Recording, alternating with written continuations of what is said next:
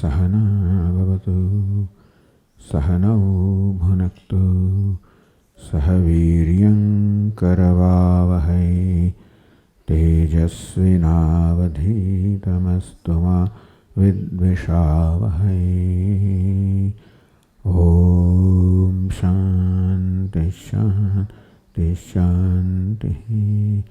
ॐ पूर्णमदः पूर्णमिदं पूर्णात् पूर्णमुदच्यते पूर्णस्य पूर्णमादाय पूर्णमेवावशिष्यते।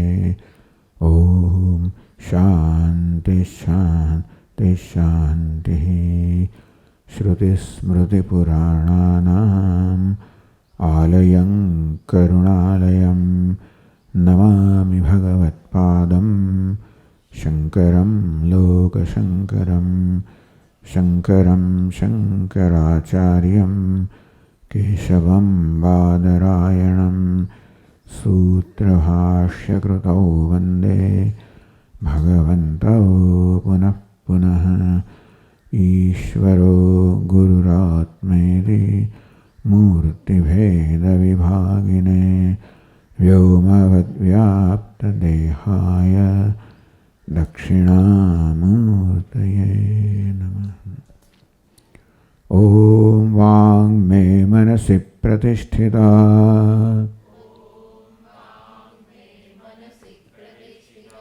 मनो मे वाचि प्रतिष्ठितम् आविराविर्म एधि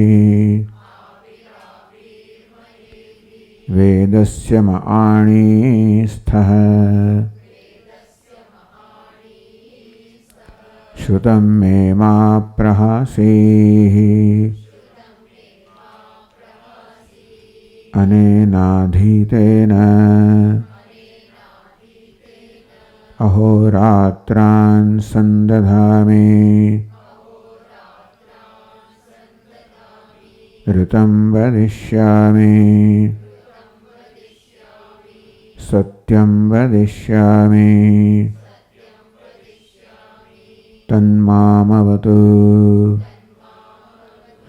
तद्वक्तारमवतु अवतु माम् अवतु वक्तारमवतु वक्तारम्।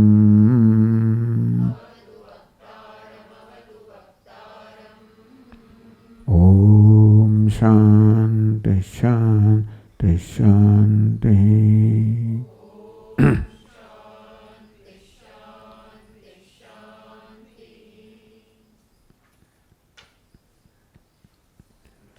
હવે ઇન્દ્ર પ્રતાપનો સંવાદ જે આ પુસ્તકમાં છે ઉપનિષદમાં આપણે થોડો અંશ વાંચીશું અને એને સમજ્યા પછી આપણે આગળ આ અનુભૂતિ પ્રકાશ ગ્રંથમાં જઈશું.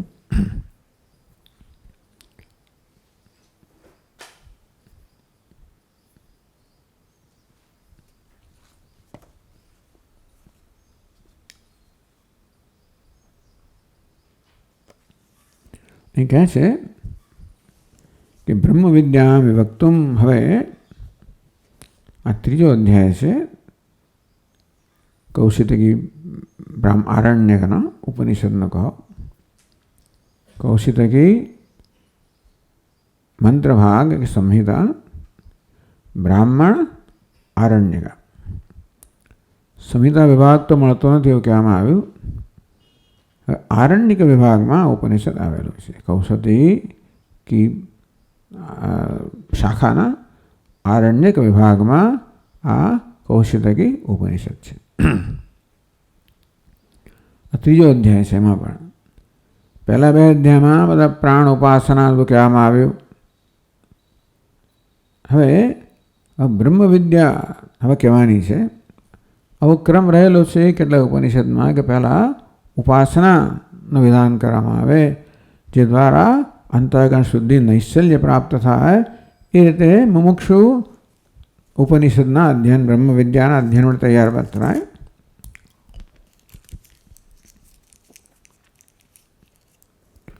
તસ્યામ આસ્તિક્યમ જનયિતુમ. હવે જે બ્રહ્મ વિદ્યાનું વિધાન કરવાનું છે એમાં શ્રોતાને શ્રદ્ધા જન્મે. પ્રતર્દનમ કાશ્યમ દેવોભ્ય વ્યતિકોલમ લક્ષ્મ્યાદમંતમ બ્રહ્મ વિદ્યાર્થમ શિષ્યમ. તો ઉપનિષદના એટલે ઉપદેશનો પ્રારંભ થતા પહેલાં શિષ્ય અને ગુરુ બંનેનું અહીંયા આગળ સંક્ષેપમાં નિરૂપણ કરવામાં આવે છે. શિષ્ય કોણ છે? પ્રતર્દન. કાશ્યમ કાશીરાજ છે, દેવતાઓથી અધિક બળ ધરાવનારો છે, ધનવાન છે અને બ્રહ્મ વિદ્યાની ઈચ્છા ધરાવનારો છે. આવો શિષ્ય છે. દેવરાજમ છે. ગુરુ કોણ છે? દેવરાજ છે, ઇન્દ્ર છે. સત્યપાશ નિબદ્ધમ. ઇન્દ્રનું વ્રત કેવું છે? સત્યવ્રત છે. જે બોલ્યો હોય એ પ્રકારે કરવાનું. આ ગુરુની મહાનતામાં બતાવે છે. અહીંયા આચાર્ય પદે ઇન્દ્ર છે. મનુષ્યેષુ બ્રહ્મ વિદ્યામ વક્તુમ અનિચ્છંતમ ભાઈ. આમ તો આ દેવરાજ છે એટલે મનુષ્યમાં બ્રહ્મ વિદ્યાને ખરેખર તો એ કહેવા નથી માગતા. માત્ર અધિકારીને જ કહેવાય. માટે મનુષ્યોને બ્રહ્મ વિદ્યા પ્રદાન કરવાની કોઈ ઈચ્છા ધરાવતા નથી. એવા ઇન્દ્રને પણ આ પ્રતર્દને ગુરુ બનાવ્યો.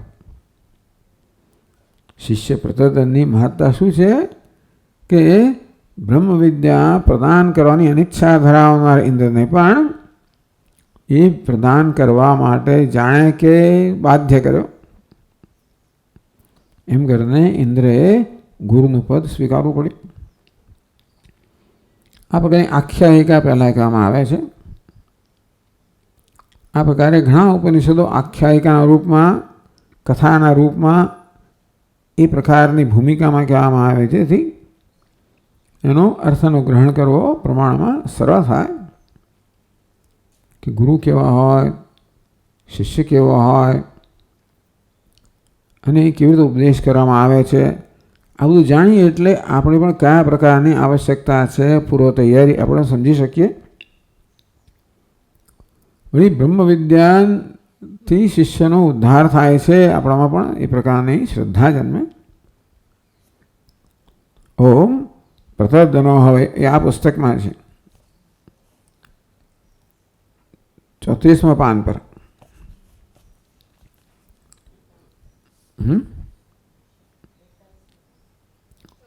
34 છે મારામાં. એવું છે? અચ્છા, તમારામાં 43 છે. સારું. તમે જે મોકલ્યું છે કયું છે? 34 છે. સારું, જે હોય ચાલો. એટલે પ્રતર્દનો હવે દૈવોદાસી ઇન્દ્રસ્ય પ્રિયમ ધામ ઉપજગામ. પ્રતર્દન પ્રકર્ષેણ તર્દયતી. ત્રીજો અધ્યાય.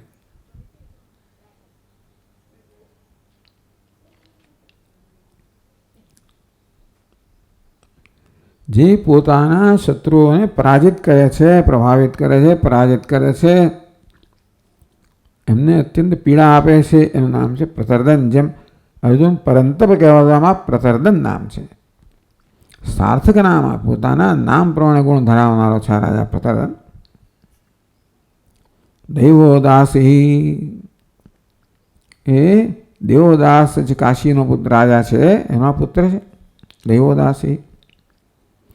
ઇન્દ્રસ્ય પ્રિયમ ધામ ઉપજગામાં. ઇન્દ્ર એટલે દેવતાઓના રાજા, પરમ ઐશ્વર્ય સંપન્ન છે. ઇન્દ્ર ત્રણેય લોકનો રાજા છે, શાસક છે. એનું જે પ્રિય ધામ જે સ્વર્ગ છે ત્યાં આગળ આવ્યો. શા માટે પ્રતર્દને સ્વર્ગમાં જવું પડ્યું? યુદ્ધેન છે પૌરુષેણ છે. ટૂંકમાં યુદ્ધ માટે અને પોતાનું પૌરુષ બતાવવા માટે, વીર્ય બતાવવા માટે. સમરયજ્ઞેન અનેક ભટ પશ્વાહોતિ દીપ્યમાન શસ્ત્રાગ્નિના અગ્નિ યજ્ઞ કરવા માટે આવ્યો. પુરુષ સંબંધીનો ઉત્સાહેન છે સ્વર્ગ મનોપરિજ્ઞાન ઇત્યર્થ. ટૂંકમાં આ જાણે કે યજ્ઞ કરવા આવ્યો જેમાં શત્રુઓના અનેક બધા સૈનિકોને આહુતિ આપવામાં આવે એવી જાતના શસ્ત્રરૂપી અગ્નિ કરવામાં શસ્ત્રાગ્નિથી આ પ્રકારે યજ્ઞ કરવા માટે આ પ્રતર્દન સ્વર્ગમાં આવ્યો. ટૂંકમાં દેવતાઓએ પ્રતર્દન નિમંત્રણ આપ્યું. એક વખત દૈત્યો સાથે યુદ્ધમાં પ્રતર્દન આવ્યો અને દેવતાના પક્ષે એણે આ દૈત્યો કે અસુરો પર વિજય પ્રાપ્ત કર્યો. તમ સમયશૌંડમ ઉત્સાહેનમ. આમ સમરની અંદર જે આ રીતે યુદ્ધ માટે અત્યંત ઉત્સાહી હતો, પ્રબળ હતો, પ્રતાપી હતો અને આ પ્રકારે જેણે દેવતાઓને મદદ કરી હતી એણે યુદ્ધ પૌરુષાભ્યામ પરિદોષમ અને યુદ્ધથી એના પૌરુષથી વીર્યથી સંતુષ્ટ થયેલા ઇન્દ્રએ તમ ઇન્દ્ર હોવાચ. ઇન્દ્રએ પ્રતર્દનને કહ્યું, પ્રતર્દન વરમ તે દદાનીતિ.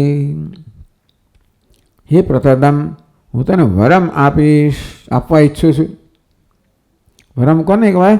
અભિલષિતમ અર્થમ ઈચ્છિત પદાર્થને વર કહેવાય. તને તે ઈચ્છિત પદાર્થ આપવા માંગુ છું. કેમ? કારણ કે તે મને સંતોષ આપ્યો છે માટે હું તને આ વરદાન પ્રદાન કરું છું. સહોવાચ પ્રતર્દન. ઇન્દ્રએ જેને આ પ્રકારે વરદાન આપવા માટેની આવી રીતે પ્રતિજ્ઞા કરી એને પ્રતર્દને કહ્યું, ત્વમેવ મે વૃણીશ્વ. પ્રતર્દન કહે છે કે તમ આપ જ મારે માટે શું વર છે. વર એટલે કહ્યું કે ભાઈ અભિલષિતમ, જે હિત કરનાર હોય, અભિલષિત હોય, ઈચ્છિત હોય, ઈચ્છનીય હોય એને વર કહેવાય. તો આપ જ કોણ છો? આપ જે મારી સમક્ષ છો. એટલે બીજે ક્યાં જો? હિતાહિતજ્ઞ. તો વરમ એટલે હિતમ, જે હિત કરનારું હોય એને વર કહેવાય. શ્રેષ્ઠને પણ વર કહેવાય. આપ જ હિત શું છે અહિત શું છે જાણનારા છો. આપ જ મેં વૃણીશ્વર. આપ જ મારા માટે વર પસંદ કરો. વર એટલે વરદાન પસંદ કરો. શું હિત કરે છે આપ જ પસંદ કરીને મને આ કહો. આવડી બહુ જરા વિલક્ષણ વસ્તુ છે. યમ તો મનુષ્યાય હિતતમ મન્યસે. વર એટલે હિતતમ.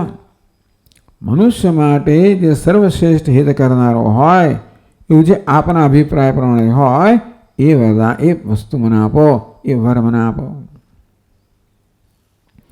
મનુષ્ય અજ્ઞાનાંતરવર્તીને. મનુષ્ય કેવા બિચારા અજ્ઞાનીઓ છે, અજ્ઞાન અંદર વર્તનારા છે, રહેનારા છે. અનેક સુભાષો વ્યામિશ્ર ફલાદાવાગ્નિ સંતપ્ત ગાત્રાય. બિચારો ત્રણેય પ્રકારના સંતાપથી આધ્યાત્મિક, આદિભૌતિક, આદિદૈવિક એમાં પણ અનેક પ્રકારના જાત જાતના કર્મ કરીને અને ફળરૂપે અનેક પ્રકારનો સંતાપ પ્રાપ્ત કરનારા મનુષ્યો મળે. શું હિતતમ છે એ નક્કી કરનાર આપકો. હિતતમ અતિશય હિતમ. અતિશય ન અતઃ પર, જેનાથી ચડીએ તો કોઈ હિત ના હોય એવું હિતતમ એ આપ નક્કી કરે. મનુષ્ય માટે એ છે એ આપ નક્કી કરીને કહો.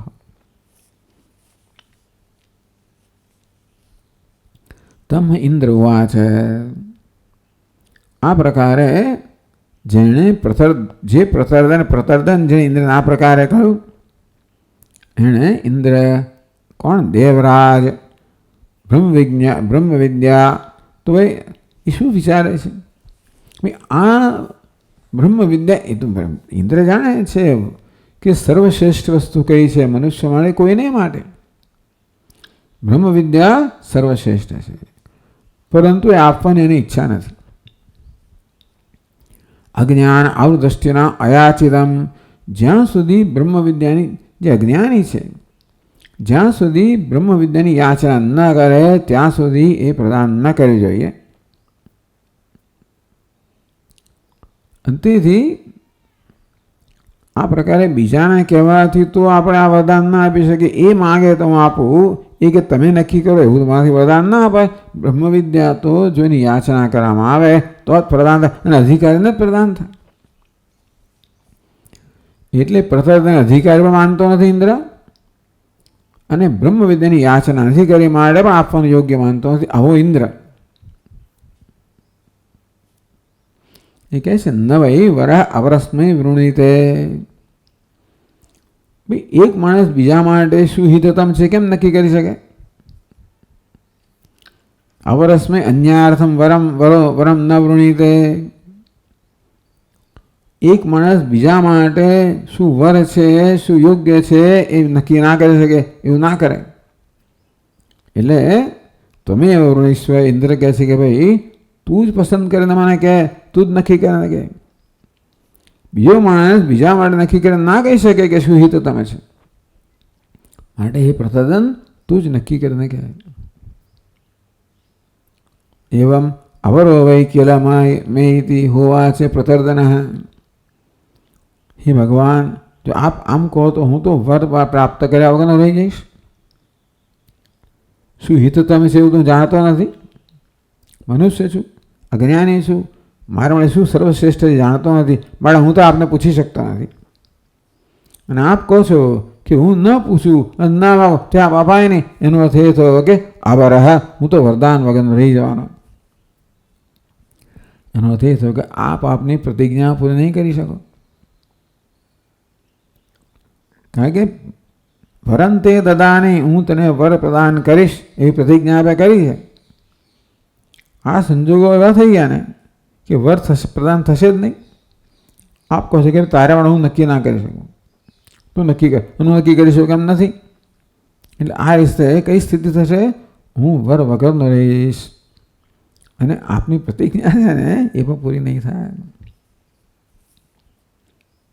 અત ખરું ઇન્દ્ર સત્યાદેવ ન ઈયાય.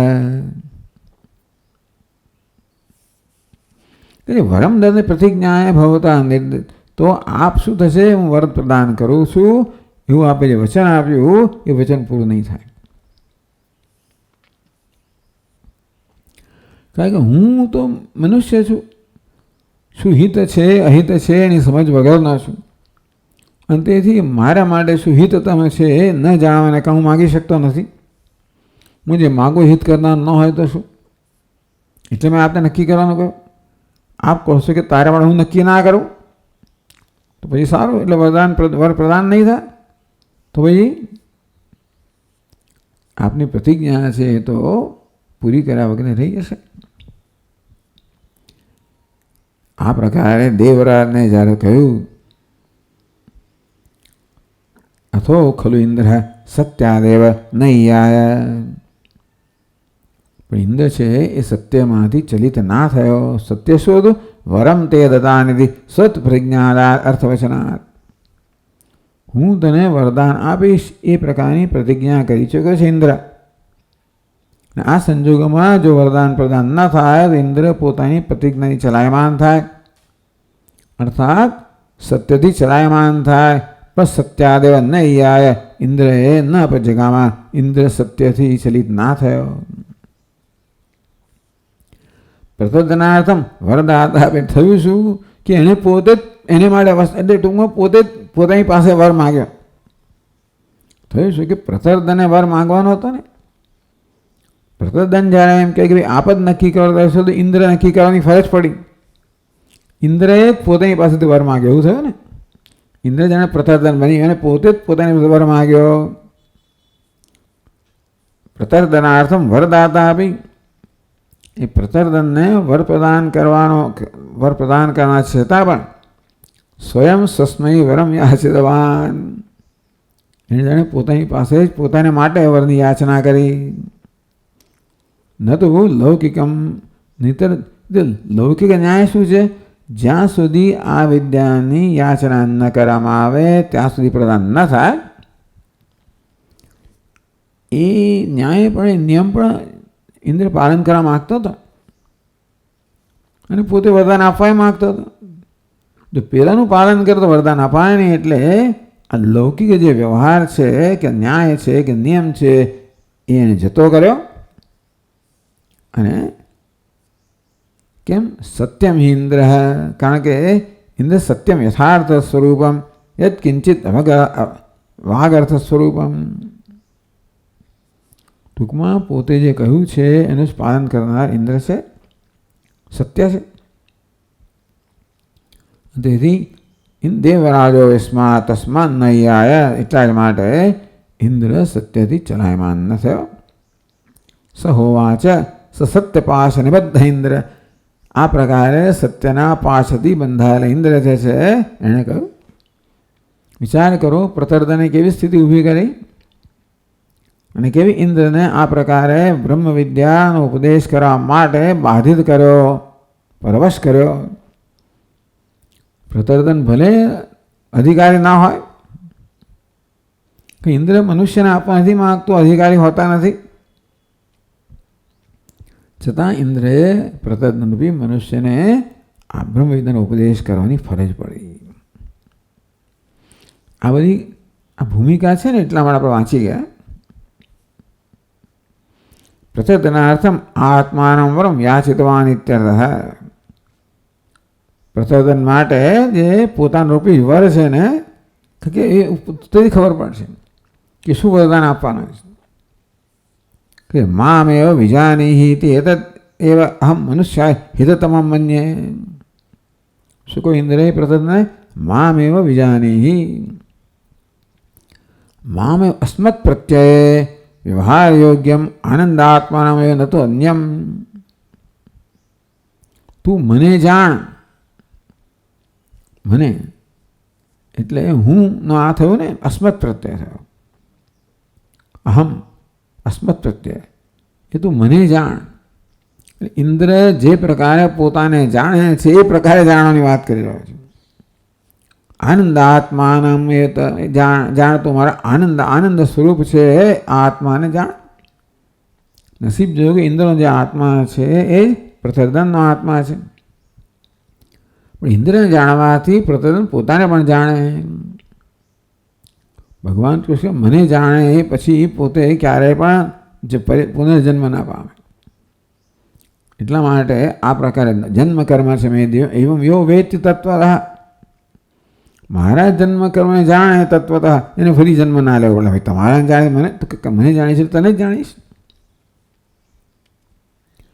માટે મામે વિજાય અવગચ્છ સાક્ષાત કુરુતિ.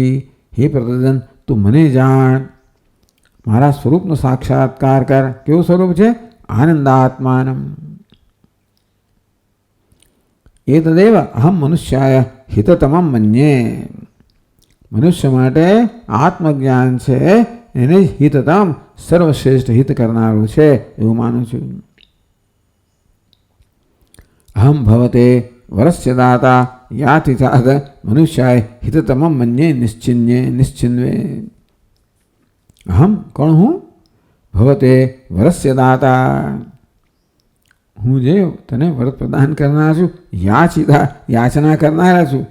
એટલે પ્રતર્દનના પક્ષે ઇન્દ્ર પોતે જ વરની પોતાની પાસે યાચના કરી અને પછી પ્રદાન કરવું થયું. આ પ્રકારની આખી યન્મામ વિજાનયાત. મનુષ્ય માટે શું હિત તમે છે કે એ લોકો મને જાણે. ઇન્દ્ર શું કહે છે? મને જાણે. મામ યત પ્રસિદ્ધમ વેદાંતેષુ બ્રહ્મવિદ આપનોતિ પરમ. મને એટલે કોને? જે વેદાંતમાં પ્રસિદ્ધ છે. બ્રહ્મવિદ આપનોતિ પરમ, બ્રહ્મનું જેને જ્ઞાન છે એ પરમને પ્રાપ્ત કરે છે.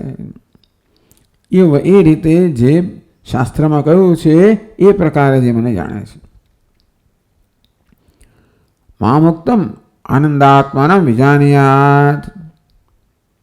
મને એટલે આનંદાત્મા હું છું એને તારે જાણ, સાક્ષાત્કાર.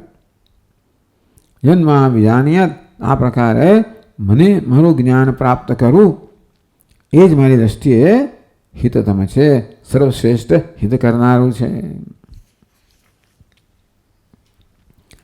આટલી ભૂમિકા છે. હવે આપણે આપણા ગ્રંથ પર આવીએ. અનુભૂતિ પ્રકાશ.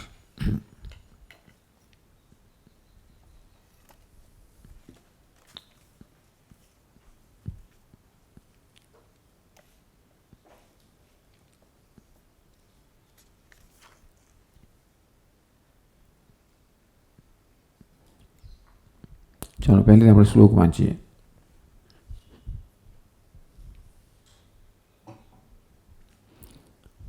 ઐતરે તૈત્તિરીયે છાંદોગ્યે અથર્વણે ચ યત તત્વં ચતુર્વેદ વિદ્યા પ્રકાશે તત્સમીરિતમ અનુભૂતિ પ્રકાશેથ કૌશિતખ્યાદિનામસુ.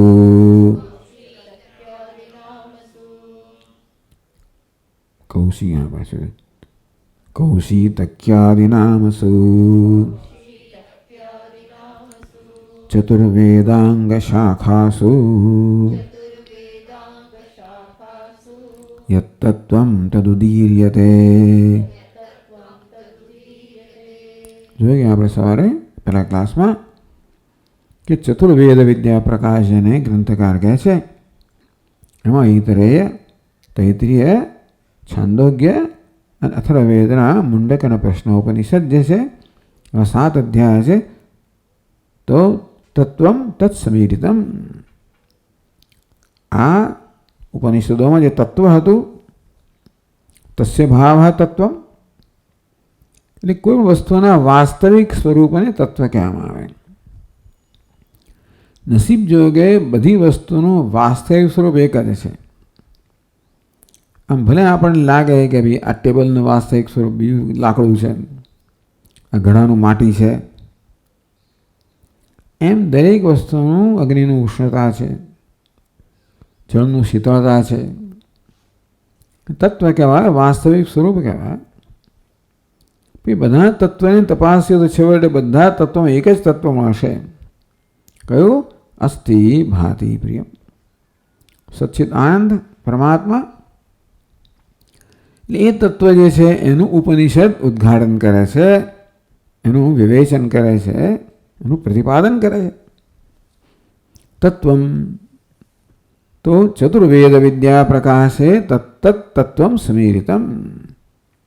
આ પ્રકારે આ ઉપનિષદોમાં જે તત્વનું પ્રતિપાદન કરવામાં આવ્યું, તત્વમસી જીવ બ્રહ્મૈક્ય, હું બ્રહ્મ છું, સર્વબ્રહ્મ છે, એકમેવા અદ્વિતીય, બસ આ એક જ તત્વ છે, એક અદ્વિતીય છે તત્વ, અને હું છું.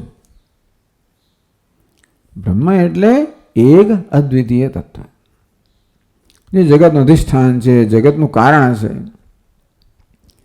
સૌથી મોટી વસ્તુ એ છે ને કે હું છું, અગત્યનું એ છે. થોડું જગતનું કારણ છે, અમારે અત્યંત આદરણીય છે, પ્રાર્થનીય છે, પૂજનીય છે, બધું જ બરાબર છે. એ બહુ મોટું જ્ઞાન છે. પણ અગત્યનું શું છે? એ વાસ્તવમાં હું એટલે કે આત્મતત્વ છે, એ જ જગતનું તત્વ છે. આ પ્રકારનું ઐક્યનું જ્ઞાન છે એ બધા દરેક ઉપનિષદનો એ જ એનું તાત્પર્ય છે. એટલે આ મહાવાક્ય, પ્રત્યેક ઉપનિષદ આ મહાવાક્ય છે જીવ બ્રહ્મના ઐક્યરૂપીમાં જે પ્રગટ કરનારું, અખંડાર્થ પ્રગટ કરનારું છે એનું વિવરણ કરે છે. ચતુર્વેદ વિદ્યા પ્રકાશ તત્તત્વમ, એ જે તત્વ છે એ ચતુર્વેદ વિદ્યા પ્રકાશ જેને કહેવાય. અત્યાર 7 અધ્યાયો, જેમાં 4 વેદની મુખ્ય શાખાઓમાં જે ઉપનિષદ છે એનું પ્રકાશન કરવામાં આવ્યું. તો સમીરિતમ સમ્યક ઈરિતમ, એ સારી રીતે કહેવામાં આવે. અનુભૂતિ પ્રકાશેથ, હવે આ અનુભૂતિ પ્રકાશ હવે પ્રારંભ થઈ રહ્યો છે. કોઈકને એવી અભિપ્રાય છે કે ભાઈ આ ચતુર્વેદ વિદ્યા પ્રકાશ છે એ અનુભૂતિ પ્રકાશનું વિશેષણ છે. ચાલો, પણ તત્વમ સમીરિતમ અથ કહે છે ને પાછું, અનુભૂતિ પ્રકાશ અથ હવે એટલે હવે જાણે કે નવી વસ્તુ શરૂ થાય છે. એટલે આપણે માનીએ કે અનુભૂતિ પ્રકાશ એ હવે પછીના ગ્રંથનું નામ છે. કૌશિતક્યાદિ નામ શું? આદિ કૌશિતકી ઉપનિષદથી જેનો પ્રારંભ થાય છે. ચતુર્વેદાંગ શાખાસુ, કેમ પેલું ચતુર્વેદ વિદ્યા પ્રકાશન. પહેલાં 4 વેદની વિદ્યાનું પ્રકાશન હતું. હવે ચતુર્વેદાંગ શાખાસુ, આ 4 વેદના અંગ જે છે, અંગરૂપી શાખાઓ છે, એમાં જે તત્વ, જે તત્વનું પ્રતિપાદન કરવામાં આવ્યું તદુદીયતે, હવે એ અહીંયા આગળ કહેવામાં આવે છે. પેલું તત્વમ સમીરિતમ, પેલું તત્વ કહેવામાં આવ્યું. હવે આ તત્વ શબ્દ વાપર્યો એક જ, બંને જગ્યાએ એક જ શબ્દ વાપર્યો છે. અર્થાત એવું નથી કે ભાઈ ચતુર્વેદ વિદ્યા પ્રકાશમાં જે તત્વ હતું એના કરતાં અનુભૂતિ પ્રકાશના ગ્રંથનું તત્વ જુદું છે, એવું નથી. પણ એ જ તત્વનો પ્રકાશ છે. તદુદીર્યતે.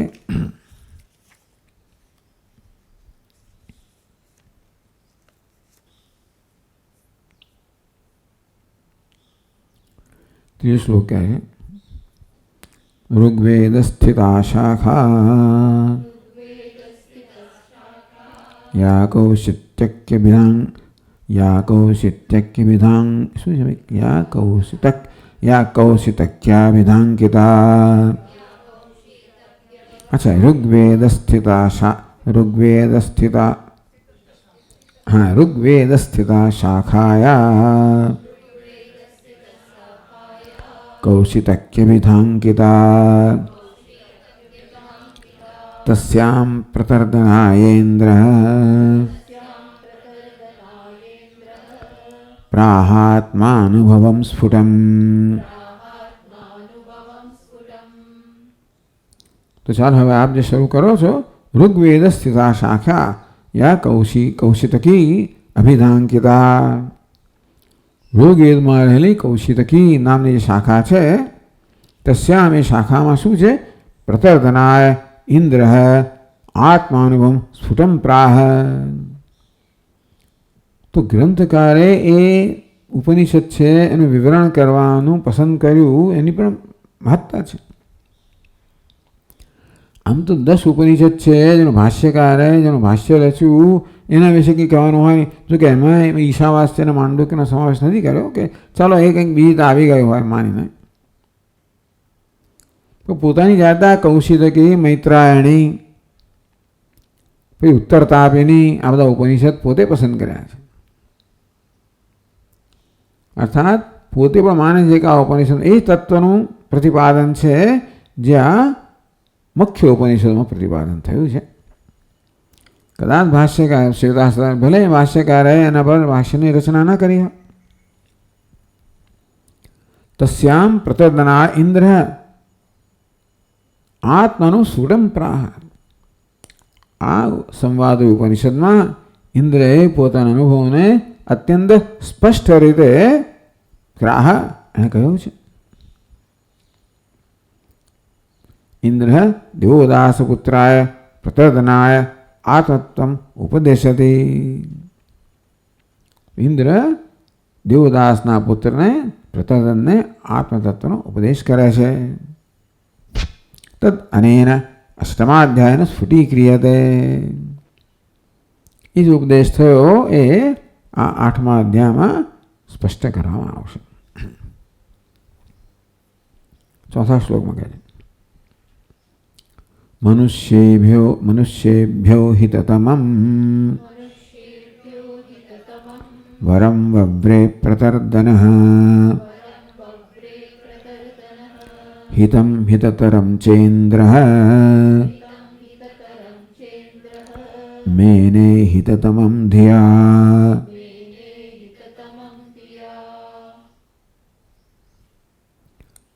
પ્રતર્દનઃ મનુષ્યેભ્ય હિતતમં વરમ વવ્રે.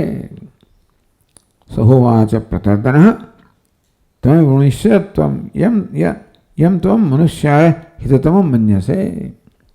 આમ પ્રતર્દને ઇન્દ્રને કહ્યું કે ભાઈ આપ જ પસંદ કરો. મનુષ્ય માટે જે સર્વશ્રેષ્ઠ હિત કરનારો હોય એ આપ જ પસંદ કરીને કહો. એમ કરે ને વવ્રે પ્રતર્દન, પ્રતર્દને શું પસંદ કર્યું, શું વરદાન માગ્યું? મનુષ્યેભ્ય હિતતમમ, મનુષ્યો માટે જે સર્વશ્રેષ્ઠ હિત કરનારો હોય એની પ્રાર્થના પ્રતર્દન ઇન્દ્રને કરી. પછી બહુ કથા નથી કહેતા, એટલે આપણે કથા જોઈ ગયા કે ઇન્દ્ર આમ થોડો અચકાટ કર્યો. આમાં આવું કે એટલે આપી દેવાય નહીં ભાઈ, યોગ્યતા જોઈએ. અને એ બ્રહ્મવિદ્યાની વિશેષ સ્પષ્ટતા માંગણી થવી જોઈએ. એ થઈ નથી, યોગ્યતા નથી, અને માટે એ વરદાન આપવામાં, બ્રહ્મવિદ્યાનો ઉપદેશ કરવામાં સંકોચ અને ખચકાટ અનુભવતો હતો. ત્યારે અત્યંત કુશળતાથી પ્રતર્દને કહ્યું કે ચાલો ભાઈ, આપ તો કહો છો કે આપ મારા માટે પસંદ ના કરી શકો, અને હું કહું માનું છું કે હું પણ પસંદ ના કરી શકું. એટલે પસંદ કર્યા વગર રહી જશે, એટલે વરદાન અપાયા વગર રહી જશે. કંઈ વાંધો નહીં, આપે પ્રતિજ્ઞા કરી છે એ બોલ્યો નહીં, પણ ટૂંકમાં આ વરદાન અપાયા વગર રહી જશે. આમ ઇન્દ્રને સૂચન કરવામાં આવ્યું, મહારાજ આપે પ્રતિજ્ઞા કરી છે એ પ્રતિજ્ઞા પૂરી નહીં થાય. એટલે ઇન્દ્ર જે સત્યનિષ્ઠ છે, પોતાના સત્યનું પાલન કરવા માટે એણે આ રીતે વરદાન આપવાનું સ્વીકાર્યું. શું વરદાન માંગ્યું છે? મનુષ્યેભ્ય કે મનુષ્યાય હિતતરમ મન્યસે, કે મનુષ્યો માટે સર્વશ્રેષ્ઠ હિત કરનારું હોય એ જે આપ માનતા હો એ અમને એ વરદાન મને આપો.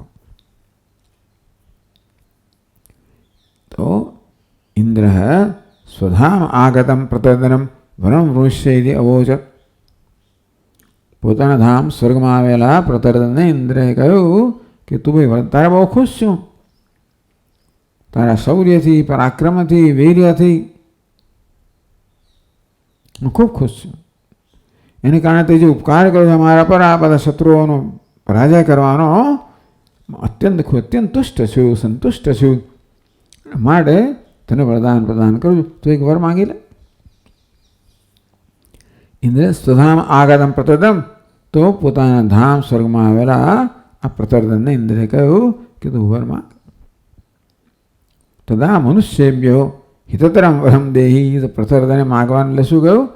મનુષ્ય માટે જે હિતતમ છે, સર્વશ્રેષ્ઠ હિત કરનારું છે એ વર, એ વસ્તુ આપ પ્રદાન કરો. એટલે એ આપવા માટે હવે બંધાઈ ગયો. હિતતમમ, હિતતમ ઇતિ ઉક્ત્યા, આ તમ પ્રત્યય તર અને તમ, તર બે વચ્ચેની તુલના માટે તમ એટલે બધામાં શ્રેષ્ઠતા. તો હિતમ, હિતતરમ, હિતતમમ, હિત કરનારું છે હિતતર, વધુ હિત કરનારું છે હિતતમ, સર્વશ્રેષ્ઠ હિત કરનારું છે, સૌથી ચડિયાતું હિત કરનારું છે, હિત કરનારાઓમાં સૌથી ચડિયાતું છે. એ પ્રકારે વરદાન માગ્યું. એટલે પહેલાં તો ઇન્દ્ર નક્કી કરવું પડે ભાઈ કે હિતતમ કઈ વસ્તુ છે, કેમ હિતતમ સ્યાદ હતી. પહેલાં તો ઇન્દ્રએ પોતાના મનમાં આ પ્રકારે આલોચન કર્યું કે હિતતમ મનુષ્ય માટે, હિતતમ મનુષ્ય માટે હિતતમ શું છે? નિરધાર ઇન્દ્રએ આ રીતે પોતાના મનમાં મનુષ્ય માટે શું હિતતમ છે એનું નિર્ધારણ કર્યું. તો કેવી રીતે ઇન્દ્ર મનમાં વિચારતા હતા એ કહે છે. હિતમ સ્વર્ગ સુખમ મર્ત્ય સુખાદપ્યધિકત્વતઃ,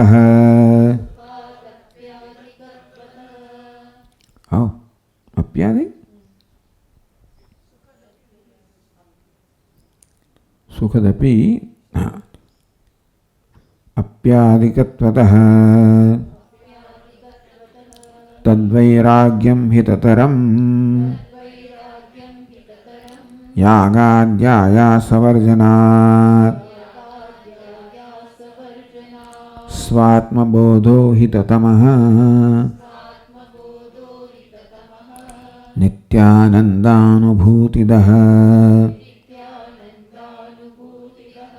ઇતિ મત્વેન્દ્ર આહૈતમ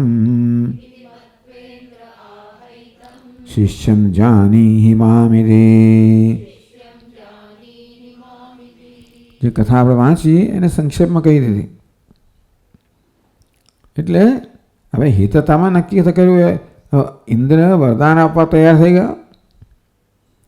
મનુષ્ય મળે હિતતામાં હોય એનું વરદાન એ વસ્તુનું પ્રદાન કરવાનું છે. પહેલાં ઇન્દ્ર નક્કી કરવું પડે મનુષ્ય માટે હિતતામાં શું છે. હિતમ સ્વર્ગ સુખમ. એક તો જાણે કે મર્ત્ય સુખમ છે.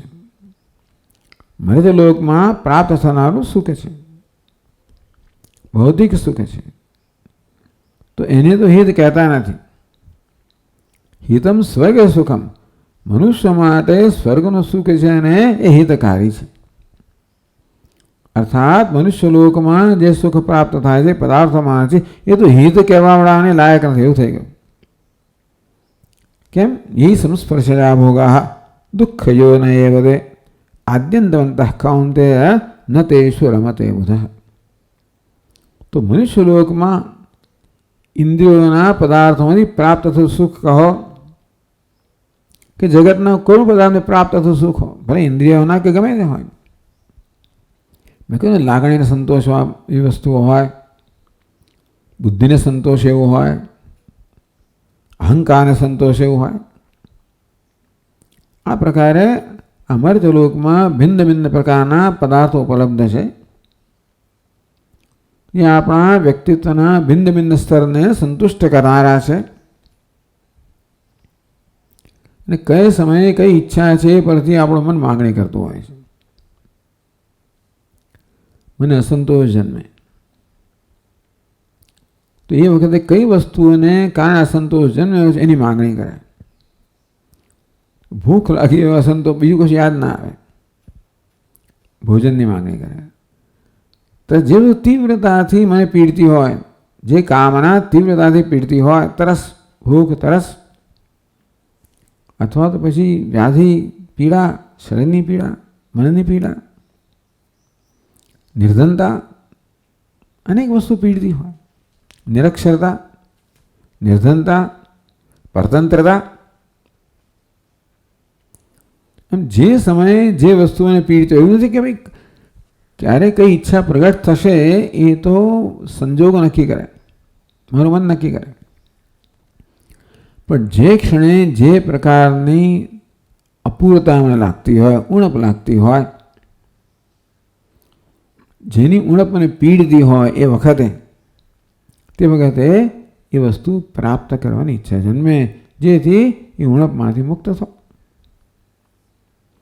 તો આ બધા પદાર્થો છે. એટલે ક્યારેક ઇન્દ્રિયના પદાર્થો માગું, ક્યારે લાગણીના પદાર્થો માગું, ક્યારે બુદ્ધિના પદાર્થો માગું, ક્યારે અહંકારના પદાર્થો માગું. પણ ભગવાન કહે છે કે આ બધા પદાર્થો દુઃખ યોનિ હે. આ તો દુઃખની યોની છે. ટૂંકમાં એ બધામાં દુઃખ યોની કોને કહેવાય? બીજ. ટૂંકમાં બધા સુખની અંદર દુઃખનું બીજ રહેલું છે. આ બધા સુખ છે ને એ દુઃખનું જ કારણ છે, યોનિનું કારણ. ટૂંકમાં મર્ત્ય લોકમાં જે સુખ પ્રાપ્ત થાય છે એ અંદર દુઃખ ધરાવનારું છે અને ગર્ભમાં દુઃખ રહેલું છે. ખરેખર દુઃખાત્મક જ છે, દુઃખનું કારણ છે. વસ્તુની પ્રાપ્તિમાં દુઃખ છે, વસ્તુને સાચવવામાં દુઃખ છે અને વસ્તુના વિયોગમાં દુઃખ છે, જાણીતું છે. પણ ભોગવવામાં પણ સૂક્ષ્મ દુઃખ રહેલું છે. કારણ કે આપણે વસ્તુને ભોગવીએ ને ત્યારે પણ એની ક્ષયિષ્ણુતા, આ તો પૂરું થઈ જવાનું છે, આ પર્યાપ્ત નથી, આ જોઈએ એવું સારું નથી, આ પ્રકારનો અસંતોષ તો ભોગવતી વખતે પણ રહી જતો હોય છે. એટલે બધી જ અવસ્થાની અંદર જે સુખ છે મર્ત્ય લોકોનું એ તો દુઃખ આપનારું છે અને હિત પણ ના. હિત સુખ આપનારી વસ્તુને હિત કહેવાય ને. એટલે ઇન્દ્ર છે એ મર્ત્ય લોકના સુખને હિત પણ નથી કહેતા. બહુ મહત્વની વસ્તુ છે. મર્ત્ય સુખ અપેક્ષા અધિકત્વાત સ્વર્ગ સુખમ હિતમ. તો મર્ત્ય સુખની અપેક્ષાએ આ સ્વર્ગ સુખ છે એ હિત કરનારું છે, ચડિયાતું છે. કેમ? આધિક્યમ છે ચિરકાળ સ્થાયિત્વ દુઃખ અસમ્યનત્વાદિના બોધ્યમ. તો મર્ત્યલોકનું સુખ કેવું છે? ક્ષયિષ્ણુ છે, ક્ષીણ થનારું છે, જોતામાં નષ્ટ થનારું છે. વળી દુઃખ સંભિન્નમ, દરેક સુખ છે ને એ જોડે દુઃખને લઈને જ આવે છે. ટૂંકમાં આ પ્રકારે બહારના પદાર્થો મળતું સુખ એવું એ નિર્ભેળ સુખ નથી આવતું. દુઃખથી ભિન્ન દુઃખ ભળીને આવે છે. હા, દુઃખ મિશ્રિત કહો, દુઃખ ભળેલું જ હોય છે. કારણ કે ગમે એટલું સરસ ભજીયું ખાઓ, કંઈક મરચું નીકળે અંદરથી, ચટણી આમ ખાવા જાઓ અને આમ તીખી નીકળે, કશું કરવા જાઓ આમ ખીચડી તો કાંકરો નીકળે. આમ ભલે ભલી વસ્તુ હોય ને કંઈ ને કંઈ નીકળે અંદરથી ને આપણો આમ સ્વાદ બગાડી નાખે, મૂળ બગાડી નાખે. એટલે કશી વસ્તુ એવી નથી જેમાં અપૂર્ણતા ના હોય ને. કઈ વસ્તુ નથી જેને પણ પૂર્ણ સંતોષ થાય, અર્થાત મારી બધી માગણી સંતોષ છે, એવું દુનિયામાં કશું નથી. અંતે यदि આ પ્રકારે કશી વસ્તુ ભોગવતી વખતે આવી કંઈ ને કંઈ પ્રકારની અપૂર્ણતા રહી જાય, ઉણપ રહી જાય, નાસીપાસતા રહી જાય, એટલે દુઃખ મિશ્રિત છે. આમ એ તો કહ્યું કે ભાઈ મેળવવામાં દુઃખ, સાચવામાં વિયોગમાં દુઃખ, એ તો ખરું જ. પણ જોડે સુખ ભોગવીએ ત્યારે પણ પંચદશીકાર તો કહે કે તમે ભોગવો ત્યારે ભોગતા ભોગે દ્વૈત, એ દ્વૈત જ દુઃખ છે. દ્વૈત હોય ત્યાં સુધી સુખ હોય નહીં. એટલે મારું ભોગતા પણ હોય ત્યાં સુધી પૂર્ણ સુખ ના હોય. એવું સુખ મળે એક ક્ષણનું, જ્યારે હું ભોગતા પણ ભૂલી જાઉં, મારી જાતને ભૂલી જાઉં, બધાને ભૂલી જાઉં, ત્યારે એને કહેવાય કે ભાઈ એ ઉત્તમ સુખ છે. એવી પળો આવે. મોટે ભાગે તો હું ભોગવનાર હોઉં છું, અને ભોગવનાર હોવ એટલે ત્યાં આગળ અંતર હોય, મર્યાદિતતા હોય, દુઃખ હોય. તો એટલા માટે હિતમ સ્વર્ગ સુખમ મર્ત્યાદ. મર્ત્ય એટલે મર્ત્ય સુખાદ. મર્ત્ય સુખથી આ સ્વર્ગ સુખ છે ને એ હિતમ ચડિયાતું છે. તો એની અધિકતા કઈ? ચિરકાલ સ્થાયી છે. અને દુઃખ અસંબિન્નત્વાદના યન્દ દુઃખેન સંબિન્નમ ન ચ ગ્રસ્તમ અનંતરમ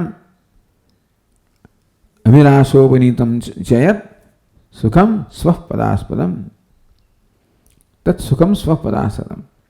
આ સ્વર્ગ જેને કે છે એવું શીખ છે.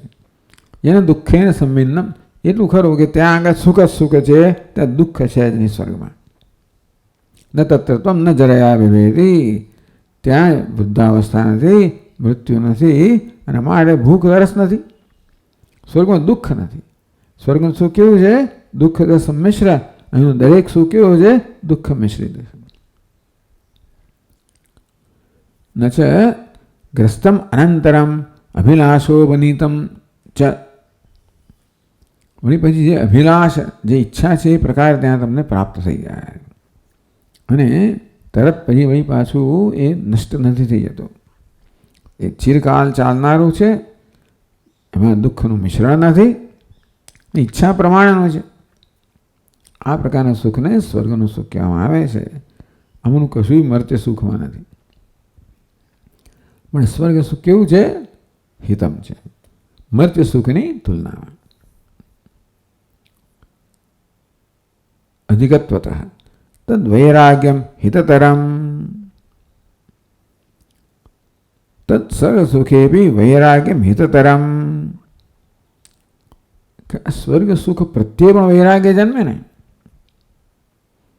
આ મર્ત્ય સુખ માટે વૈરાગ્ય જન્મે વારંવાર, કારણ કે બહુ નિરાશા જન્મતી હોય ને. આપણે સુખની પ્રાપ્તિ હોય કે થાય એવું પ્રાપ્ત થાય તો છે જ નહીં, થયા પછી આપણે જોઈએ એવું મળે નહીં. એટલે ઘણી નિરાશા જન્મે વૈરાગ્ય જન્મી શકે છે. એના માટે આ મર્ત્ય લોકના સુખ માટે વૈરાગ્ય જન્મી શકે.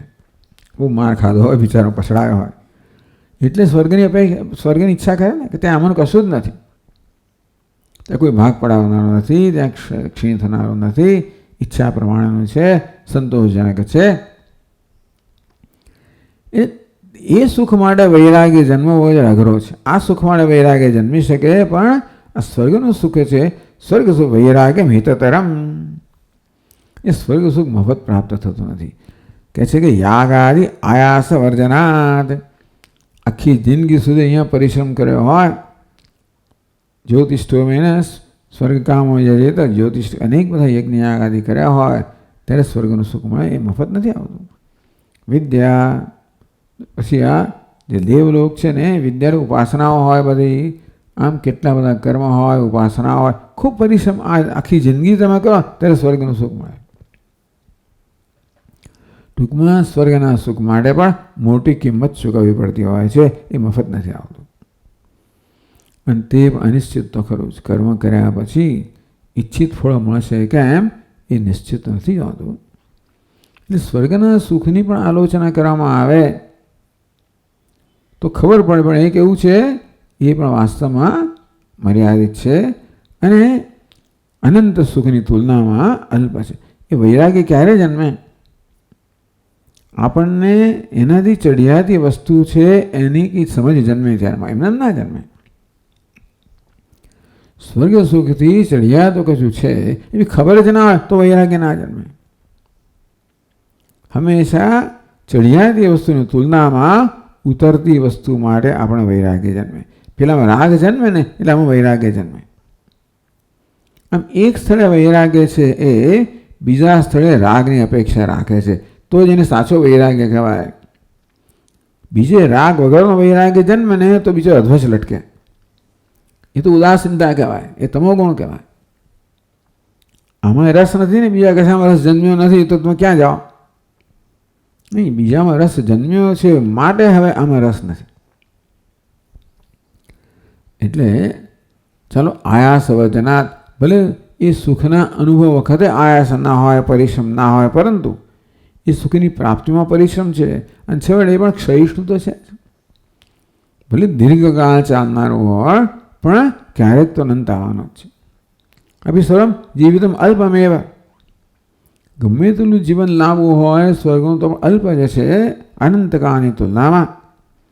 ગમે તેટલું સુખ હોય પણ અલ્પ છે અનંત સુખની તુલનામાં. આ પ્રકાર અનંતકાળ અનંત સુખની જેને ઝાંખી છે એને આ અંતવત કે ક્ષયિષ્ણુ માટે વૈરાગ્ય એમને ના જન્મે. ઝાંખીને ચાલ બુદ્ધિ પણ નિશ્ચય જન્મ્યો છે કે જીવનમાં અનંત સુખની સંભાવના છે. એ હું જે ઈચ્છી રહ્યો છું એ બધી ઈચ્છાઓની પાછળ વાસ્તવમાં અનંત સુખની ઈચ્છા છે. એટલા જ માટે મને આ બધા અલ્પ સુખ સંતોષ આપી શકતા નથી. એકવાર સર્વોત્કૃષ્ટ વસ્તુની ઝાંખી થઈ, અનુભવ થયો, પછી કોઈ ઉતરતી વસ્તુ આપણે સંતોષ ના આપી શકે. અને બુદ્ધિથી પણ એ પ્રકારની વસ્તુની ઝાંખી થાય, સમજ પડે તો પણ પછી આ વસ્તુ આપણને સંતોષ ના આપી શકે. વૈરાગ્ય તો વિવેકથી જન્મે કે નિત્ય અનિત્ય વસ્તુ વિવેક કહો, આત્માના તો અનિત્ય વસ્તુઓ છે બધી, કોઈ નિત્ય વસ્તુ છે એ તો હશે પણ હું નિત્યને ઝંખી રહ્યો છું એ મહત્વની વસ્તુ છે. માત્ર નિત્ય અનિત્યનો વૈરાગ્ય વિવેક પૂરતો નથી. અનિત્યની તુલનામાં નિત્ય છે અને એ નિત્ય હું ઝંખી રહ્યો છું. એ નિત્ય કોઈ અન્ય વસ્તુ હોય જેને મારે કોઈ સંબંધ ના હોય અને જે મારા જીવનમાં કોઈ પ્રભાવ ન પણ એની મને ચિંતા નથી, ભલે ને ભલભલી વસ્તુ હોય. પણ નિત્ય કેવી વસ્તુ છે જેને હું હંમેશા ઈચ્છી રહ્યો છું. વાસ્તવમાં બધી ઈચ્છાઓની પાછળ આ એક નિત્ય વસ્તુની નિત્ય સુખની જ ઈચ્છા એક એવી સમજ પ્રાપ્ત થવી કે હું ઈચ્છું છું નિત્ય વસ્તુઓ છે એ પ્રકારની દ્રઢ આપણને સમજ પ્રાપ્ત તો પછી અનિત્ય વસ્તુ આપણને હવે કોઈ પ્રકારની આકર્ષણ ના જન્માવે. એટલે જે મિથ્યા આકર્ષણ હતું એમાંથી મુક્ત ન વૈરાગ્ય. રાગ જે હતો ને એ વસ્તુના સ્વરૂપને ન સમજવાને કારણે હતો. બહારથી જે ઝાક જમા દેખાય એનાથી હું માત્ર લોભાયો હતો, છેતરાયો હતો. હવે મને ખબર પડી કે આ માત્ર ઝાક જમા છે, એને તથ્ય કશું નથી. આ પ્રકારની સમજમાંથી જે પ્રાપ્ત થાય કે ભાઈ આ તો જાંચવાનું જળ છે, આ સાચું જળ નથી, એવી સમજ પ્રાપ્ત થાય તો પછી એના પ્રત્યે કોઈ રાગ ના જન્મે. નહીંતર આ મને નથી જોઈતું, બહુ દૂર છે, મળતું નથી એમ કરીને છોડી દો ને તો પાછા ગયા પછી પાછા જોયા કરી કે કેવું દેખાય છે, ક્યાં છે, પછી ઈચ્છા જન્મ્યા કરે. પણ આ જળનો આભાસ છે, વાસ્તવ જળ નથી. કંઈક એવી સમજ પ્રાપ્ત થાય ને તો પછી એ જળ માટે કોઈ પ્રકારની આસક્તિ ના જન્મે, એના પ્રત્યે કોઈ પ્રવૃત્તિ ના રહે.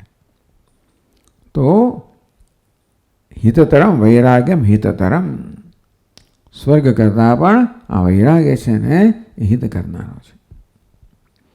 અહીં તો કહે છે યાગ આદિ અનુષ્ઠાન આયાસ વર્જનાદ. તો સ્વર્ગ માટે કેમ વૈરાગ્ય જન્મ, દુઃખ બહુ રહેલું છે એની પ્રાપ્તિમાં, મારા મન નથી જોઈતું, એ વસ્તુ બહુ લાવી ના ચાલે. યાગાદી આયાસને કારણે બહુ ઉત્તમ વસ્તુ પ્રાપ્ત થાય તો બધા લોકો આયાસ કરવા તૈયાર થાય. આ કારણ પર્યાપ્ત નથી કે સ્વર્ગ પ્રત્યે વૈરાગ્ય જેમ કે એની પ્રાપ્તિમાં બહુ જ પરિશ્રમ રહેલો છે, મારા ભાઈ નથી જોઈતું. પણ એક એવું સુખ છે જે પરિશ્રમ વગર પ્રાપ્ત થાય છે, એ પ્રકારની સમજ એ સૂઝ હોય કંઈક રીતે તો જ આ માટે આયાસ માટે વૈરાગ્ય જન્મે, નહીં તો ના જન્મે. એ સિવાય કીધું છે જ નહીં. ધારો કે જે છે તે આખા હોય ખા, ધારો કહી દે આપણને જે છે ત્યાં છે, તો વૈરાગ્ય ના જન્મે ને. આ શું કકાર તમે કરો પછી સ્પષ્ટ કહેવામાં આવે તો ખાઈ દો, ક્યાં જવાના છે? એટલે જો આ સિવાય વિકલ્પ જ નથી તો પછી વૈરાગ્ય ક્યાં જન્મવાનો છે? બીજા વિકલ્પોનું જ્ઞાન હોય તો જુદી હોય, તો પછી આના માટે વૈરાગ્ય જન્મે ને. એટલે એક વસ્તુ માટે વૈરાગ્ય જન્મવા માટે બીજી વસ્તુનો માટે રાગ જન્મ્યો હોવો જોઈએ, એનું કિંમત મૂલ્ય જન્મ્યો હોવું જોઈએ, તો વૈરાગ્ય જન્મે. આ દ્રાક્ષ ખાટી છે કારણ કે મારાથી કુદાતું નથી, એ તો આ બધા યજ્ઞ આદિ બહુ આયાસ પરિશ્રમ કરનારા છે, મારામાં નથી જોઈતું, એ તો વળી પણ તોય તમે અધૂરા તો રહી જ ગયા ને. અંદરની તમારી સુખની ઈચ્છા હવે પૂરી કરવાનું એક સાધન હોય તો છોડી દીધું, એટલે એ પર્યાપ્ત નથી. ખરેખર તો વિવેક થવો જોઈએ કે એક એવું સુખ છે જે આયાસ વગર પ્રાપ્ત થાય છે. એક આયાસ વગર પ્રાપ્ત થનારું સુખ છે, માટે આ આયાસ છે એના પ્રત્યે વૈરાગ્ય છે. સ્વર્ગ સુખ માટે પણ વૈરાગ્ય જન્મવો જોઈએ, અગત્યનું છે. એ ન જન્મ્યો હોય ને તો એ વસ્તુ અંદર રહી જતી હોય છે. ભલે આપણે મોક્ષની સાધના કરતા હોઈએ, વેદાંત શ્રવણ કરતા હોઈએ, વૈરાગ્ય પરિપક્વ ના થયો તો દુનિયાની વસ્તુઓ આકર્ષે છે આપણને. ક્યારેક ક્યારેક શક્ય છે કે પછી જે વસ્તુ આપણે કરતા હોઈએ પેલાને પ્રાપ્તિનું સાધન બની જાય. પછી મારી વિદ્વત્તા હોય, મારી પ્રતિષ્ઠા જે કંઈ હોય મારી પાસે, એ મહત્વનું બની જાય, પછી એ વસ્તુની પ્રાપ્તિનું સાધન બને. એટલે આવી રીતે વૈરાગ્ય પરિપક્વ ના હોય, વૈરાગ્યની યોગ્ય સમજ ના હોય, પરિપક્વ ના, અને વાસના કહેવાય. એટલે રાગ તો રહી જ ગયો છે અને એ જવાનો નથી. રસોપ્યસ્થ પરમ દુષ્ટવા નિવૃત્ત. એ રસ તો ક્યારે જાય, રાગ ક્યારે જાય? પરમાત્માનું દર્શન ના થાય તો એ રાગ જવાનો નથી. એટલે અંદર રહેલો રાગ છે ને વારંવાર ઈચ્છા જન્માવ્યા કરે. એટલે વૈરાગ્યને દ્રઢ બનાવો. વિરજ્ય વિષવ્રાતા દોષ દુષ્ટ્યા મુહુર્મુહુ. ભલે આપણા મનમાં વિવેક જન્મ્યો બુદ્ધિના સ્તરે, પછી અંતઃકરણના સ્તરે, મનના સ્તરે જે વાસનાઓ રહી ગઈ છે વિષયના સુખની, એ વારંવાર ઈચ્છા જન્માવે ત્યારે બુદ્ધિ અંદર આવે, પછી વિવેક કરે. દોષ દર્શનાર્થ. આ સુખમાં તને ખબર નહીં કેટલા ધક્કા ખાવાના છે ને કેટલા ખત્તા ખાવાના છે ને કેટલું દુઃખ ભોગવવાનું છે, એનું એને આપણે બરાબર દર્શન સ્પષ્ટ કરાવે તો પછી પ્રકાર નથી જોઈતું. આ પ્રકારે વૈરાગ્યને પરિપક્વ કરવો જ પડતો હોય છે.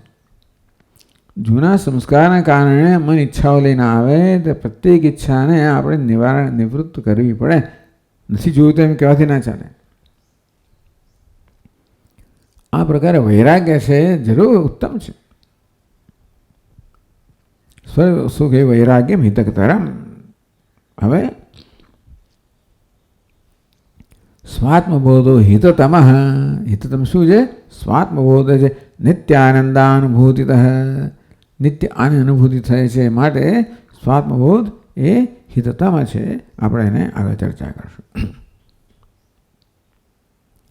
ઓમ પૂર્ણમદઃ પૂર્ણમિદં પૂર્ણાત પૂર્ણમુદચ્યતે पूर्णस्य पूर्णमादाय पूर्णमेवावशिष्यते। ॐ शान्ति शान्ति शान्तिः। शङ्करं शङ्कराचार्यं केशवं बादरायणं सूत्रभाष्यकृतौ वन्दे भगवन्तौ पुनः पुनः। ईश्वरो गुरुरात्मेति मूर्तिभेदविभागिने तदेहाय दक्षिणामूर्तये नमः। ॐ शान्ति। हरि ओम श्री गुरुभ्यो